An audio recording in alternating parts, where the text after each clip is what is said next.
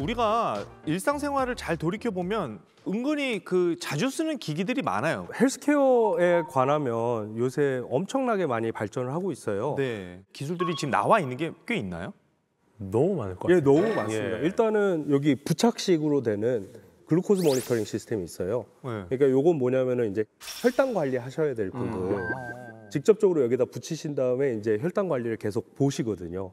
근데 그런 거 같은 경우 이제 당뇨병 전 단계에 계신 분이나 아니면 당뇨병에 걸리신 분들이 이제 부착해서 쓰시고요.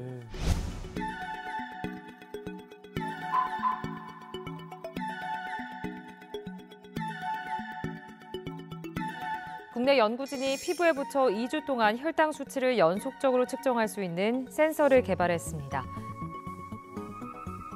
국내에서 개발된 이 패치형 기기는 몸에 붙이기만 하면 인슐린 주입이 가능합니다. 뇌 소프트웨어적인 문제를 가지고 있는 적응증에 활용할 수 있는 그런 솔루션들을 개발했습니다.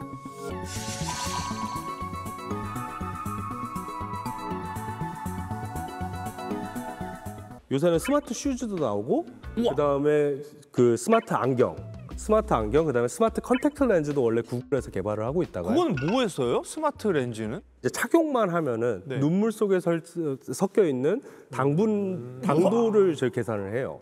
2018년에 중단을 하긴 했습니다. 이게 너무 이제 부정확하다고 그래가지고. 한국에서도 굉장히 많이 하신 것 중에 하나가 부착하는 센서도 엄청나게 많이 하시거든요. 그러니까 몸에 부착할 수 있는 센서들. 그다음에 타투처럼 새기기만 하면은 이제 땀에서 나오는 정보들 모으는 센서도 있고요.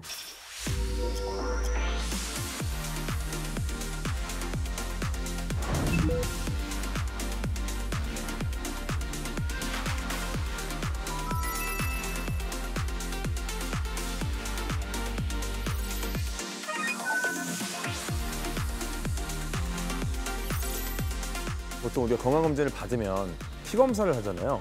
그럼 피검사를 하면은 정상 수치의 범위가 있어요. 이 안에 들어오면 이 사람은 정상인 거예요. 그런데 정상 수치의 범위가 완전 낮을 때가 있고 아슬아슬하게 좀 걸릴 때가 있잖아요. 근데 이 모든 수치를 그냥 우리는 정상이라고 그냥 판정을 합니다. 근데 나의 상태를 예를 들어 누군가가 계속 모니터링을 한다면은 얘의 기본 상태에 비해서 갑자기 뭔가 변화가 있을 때가 있어요. 이걸 보면은 얘는 지금 뭔가 문제가 생겼구나. 그거를 좀 미리 알아챌 수 있다는 거죠. 우리가 매일매일 피검사 하진 못하니까 네, 그걸 대신해서 약간 이렇게 좀 부가적인 형태로 나의 정상을 얼마나 벗어났는지 요걸 알려주는 거. 이게 굉장히 핵심이죠, 지금. 저희가 오늘 지금 이제 가설을 하나 다루고 있잖아요. 건강검진 아까 한 번에 맞히신 거. 매일 집에서 받는다. 그러니까 사실 웨어러블이나 이제 디지털 헬스케어 뭐 이런 디바이스가 많이 발전하고 있는데 말씀하신 것처럼 평소에는 할 수 없는 영역까지도 확장해서 다 할 수 있게 된 거죠. 대박이다. 정말 진짜 이제 건강검진을 집에서 받을 수 있는 게 아닌가?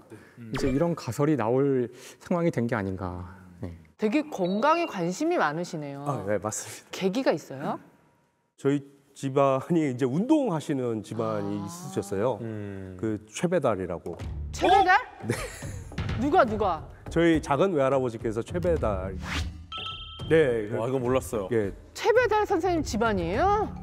작은 외할아버지께서. 예. 몰랐네. 예. 진작 얘기하시지. 그래서 운동 얘기가 뭐가 달라졌나요? 아유, 반갑잖아요, 최배달 선생님. 어쩐지 근데 이게 좀 좋으셔가지고. 몸이 좋으시더라. 처음 뵀을 때 운동선수신 줄 알고. 이게 되게 두꺼우셔가지고. 건강과 뗄래야 뗄 수 없는 집안이었네요. 네, 그래서 운동에 관심이 있다 보니까 이제 건강 쪽에도 자연스럽게 관심이 생기게 되고요. 네. 제가 사실 어제 아침에 싱가포르에서 입국을 했거든요. 변기를 아예 싸가지고 들고 입국을 했군요. 네. 변기를 들고 입국을 하셨다고요? 예, 맞습니다. 변기를 들고 왔습니다. 여기서 핸드캐리 하신 거예요? 네, 맞습니다. 자주 들고 오세요. 그건 세관에 안 걸려요? 열어보더니 정말 이상한 눈으로 저를 쳐다봤어요.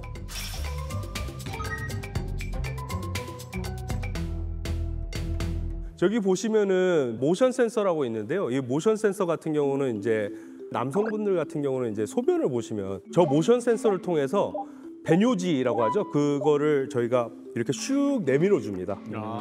일단은 적시게 되면은 뒤로 들어가서 거기 안에 이제 또 광학 센서가 있어서 그 색깔 변화를 저희가 레코딩을 하거든요. 그다음에 두 번째로는 저기 유속 카메라가 있습니다. 그러니까 유속 카메라는 앞쪽에 달려 있고요. 앞쪽에 이제 두 대가 달려 있어서 소변이 들어오면은 이게 90도 각도로 저희가 찍어서 스테레오 비전을 통해서 그 픽셀 말고 복셀이라고 있지 않습니까? 그 소변에 들어있는 복셀 값들을 저희가 다 계산을 한 다음에 소변의 유속과 그다음에 부피와 그다음에 속도를 저희가 다 재고 있고요. 그다음에 마지막으로 뒤에 보시면은 이제 대변을 직접 관찰하는 광학 센서가 있는데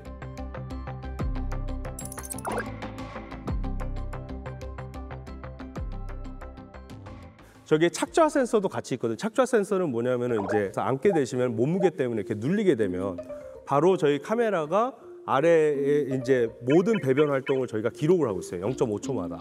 그래서 거기에 나오는 거를 저희가 클라우드 시스템에 다 전송을 하게 돼서 거기서 분석을 하고 있습니다.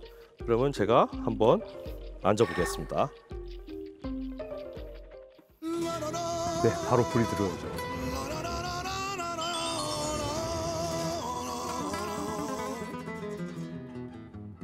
박수민 교수님, 이 스마트 변기로 저희가 어떤 것까지 알 수 있는 건가요? 예, 일단은 소변 같은 경우는 그 대표적인 게 있죠. 방광염, 요로 감염. 근데 소변 색깔 보고 소변이 어떻게 나오는지 보고 요로 감염을 알 수가 있어요?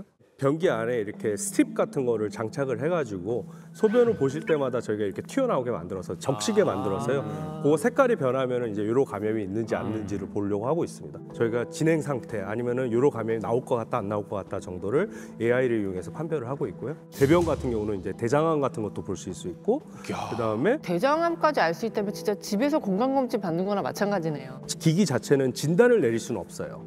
그러니까 요거에 대해서 정보를 알려드릴 수 있는 거지. 그래서 전반적인 소화기 질환에 대해서 저희가 정보를 알려드리는 시스템이 진단을 내리는 시스템이 아니라고 보시면 될 것 같습니다.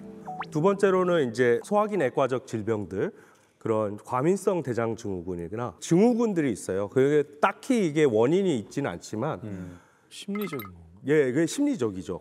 그래서 그게 대증요법밖에 없습니다. 현재 증상을 제대로 파악하는 게 굉장히 중요하거든요. 그래서 증상이라는 게 결국에는 이게 변이 설사였는지 아니면 정상이었는지 아니면 변비였는지 이런 것들을 구분해줘야 되는 게 굉장히 중요한데요. 이제 AI를 이용해서 다 그런 게 그 분류하는 게 이제 자동으로 되게 돼서 그런 증상 관리에 이제 도움이 되고요.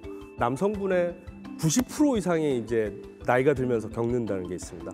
전립선 비대증. 전립선 비대증 같은 경우는 가장 중요한 파라미터 중에 하나가 유속이에요. 소변의 유속. 그래서 20대 때는 이제 요광을 뒤집어 버린다라고 할 정도의 소변의 유속이 나오다가 이제 점점 나이가 들면 왜요? 그래서 옛날 분들이 좀 과장이 심했어요. 아니 실제로 뒤집잖아요. 뭐라고요? 요강 깨지고 뭐. 여러 번 깨뜨렸지. 사람의 그런 해부학적 특성 중에 하나가 나이가 들면 들수록 이제 전립선 근처에 세포들이 자라게 증식이 되면서 이게 그 요도를 계속 누르게 돼요. 그러면 이제 제일 중요한 파라미터가 그 소변 속도입니다. 교통 체증이 좀 있는 거죠. 맞습니다. 예. 교통 체증이 얼마만큼 있는지를 지금 얼마나 알아보는데요. 막히나. 네. 아 이게 꽉 막히는구나 이런 느낌.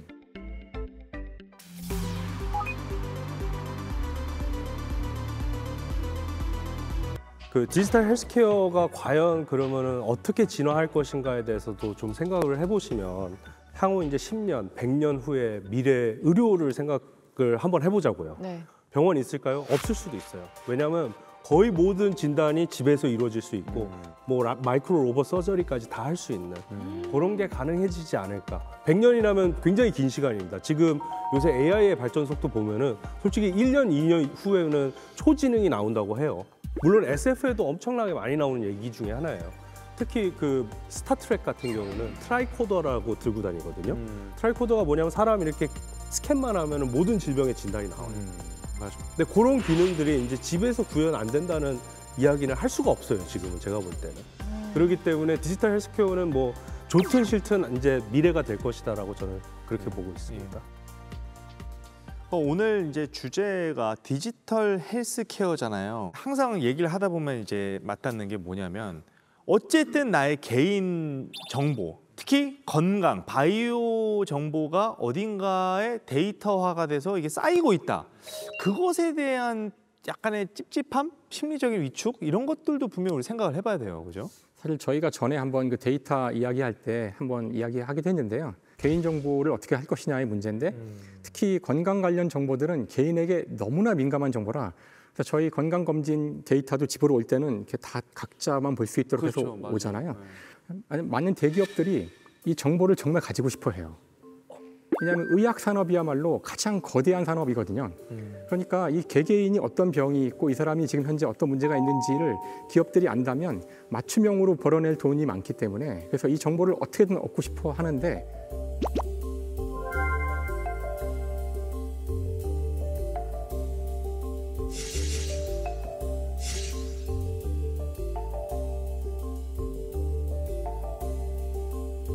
캐나다의 토론토라는 도시가 있는데 국내에서 막대한 돈을 투입해서 거기를 시범 케이스로 스마트 시티를 만들려고 했지만 결국은 실패합니다.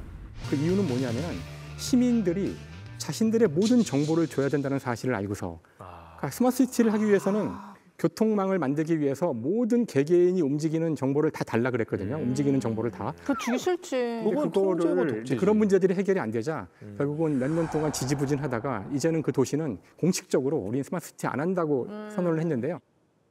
앞으로 우리가 스마트 기기, 뭐 스마트 지금 헬스케어 이런 걸 할 때 가장 중요한 문제는 우리의 개인 정보가 보완이 될지에 대한 믿음이 신뢰가 있지 않으면 사람들이 쉽게 거기에 동의하지 않을 것이고 그게 아마 이 분야의 발전에 가장 중요한 문제가 될 거라고 생각해요. 아니 그러면 스마트 변기가 만약에 이제 상용화가 돼서 내 가정에 설치를 했어. 그럼 얘는 외부에 그 연결 없이 그냥 나만 계속 사용하는 그렇게는 만들 수가 없는 근데 건가요? 이게 일단 기본적으로 진단을 하려면 네.